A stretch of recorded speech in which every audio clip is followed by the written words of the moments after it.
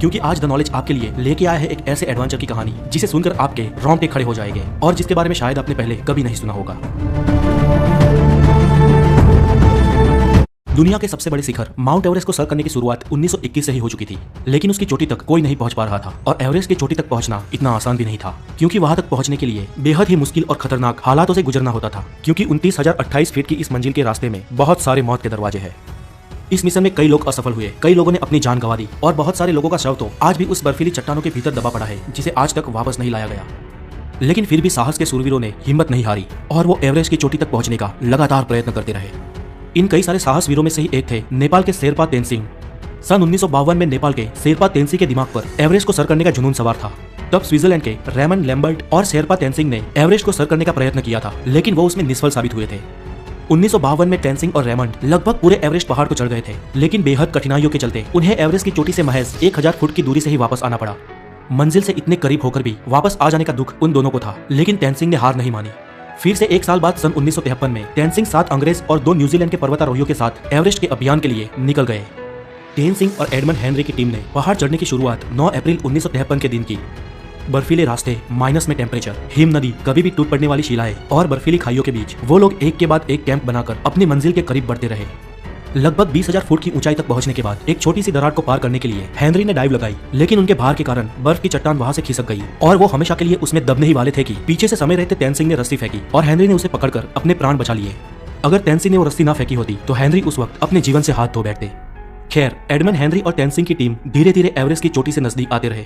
उनसे पहले चढ़ाई को शुरू करने वाली चार्ल्स इवान की 9 सभ्यों की एक टीम थी जो तेंसिंग की टीम से पहले एवरेस्ट को चढ़ने वाली थी। अगर किसी कारण इवान्स की टीम एवरेस्ट में चढ़ने को निष्फल हो या चढ़कर वापस आ जाए, उसके बाद ही तेंसिंग की टीम को आगे बढ़ना था। हेनरी और तेंसिंग की टीम ने लगभग आधे से ऊपर एवरेस्ट को सर कर लिया था। एवरेस्ट की चोटी से पहले आने वाली ये आखिरी छोर सबसे खतरनाक माना जाता है, जहां पर पहुंचते पहुंचते कई लोगों ने आखिर में अपनी जान गंवाई है।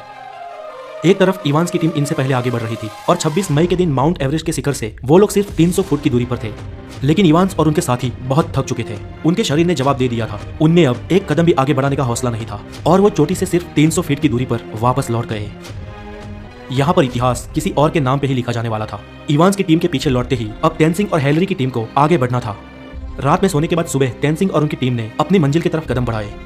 तापमान -27 डिग्री सेल्सियस था, परिस्थिति बहुत कठिन थी, फिर भी इन साहसिकों ने हिम्मत नहीं हारी।